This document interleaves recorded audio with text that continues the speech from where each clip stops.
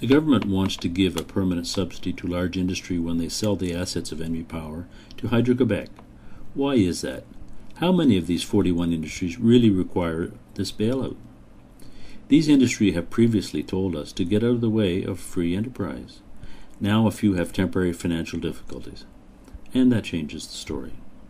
So without them asking for it, so they say, the government will permanently lower rates 23%. That's worth about $70 million a year. Industrial power rates are already competitive to others in North America. In the next 20 years, that will be $1.4 billion being transferred to about 41 large industries from the people of New Brunswick.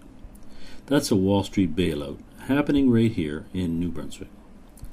The private losses of a few companies are going to be socialized from your assets. Are these companies too big to fail? I am a witness to corporate greed. Some years ago, Newfoundland made a deal to sell power from Churchill Falls to HydroQuebec, but did not consider inflation in the contract.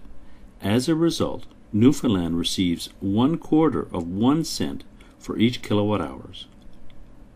And Quebec will sell a kilowatt hour to us for 7.35 cents. That's a difference of 29 times. Good deal for Quebec. The New Brunswick government considers that inflation is not a thing to worry about. The price of electricity will no longer be tied to actual cost, but inflation. When inflation soars, that's a bonus for HydroQuebec, as only 25% of their costs are subject to inflation. It's a good deal for Quebec. This contract is forever.